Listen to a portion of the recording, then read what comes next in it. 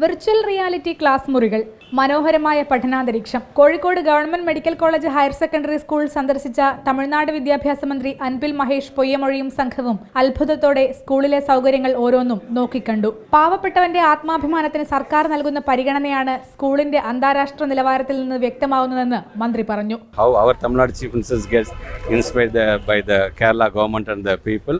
Government school should not be a sign of poverty. It should be a sign of pride. In such a way, they are also taking more initiatives on building the infrastructure and focusing more on the student studies and the way they are motivating their teachers. School കൈവരിച്ച പശ്ചാത്തല വികസനവും വിദ്യാർത്ഥികൾക്കായി സജ്ജീകരിച്ച virtual reality class മുറികളുടെ പ്രവർത്തനവും മന്ത്രിയും ഒപ്പമുണ്ടായിരുന്ന ഉദ്യോഗസ്ഥരും ചോദിച്ചറിഞ്ഞു. അധ്യാപകരോടും കുട്ടികളോടും മന്ത്രി ആശയവിനിമയം നടത്തുകയും ചെയ്തു. കേരളത്തിലെ സർക്കാർ സ്കൂളുകളിലെ അടിസ്ഥാന സൗകര്യവും പാഠ്യേതര രംഗത്തുള്ള മുന്നേറ്റവും നേരിട്ടറിയാൻ തമിഴ്നാട് മുഖ്യമന്ത്രി MK സ്റ്റാലിൻ നിർദ്ദേശിച്ചതിനെ തുടർന്നാണ് സന്ദർശനമെന്നും ഈ മാതൃക തമിഴ്നാട്ടിൽ നടപ്പാക്കാൻ ശ്രമിക്കുമെന്നും മന്ത്രി പറഞ്ഞു.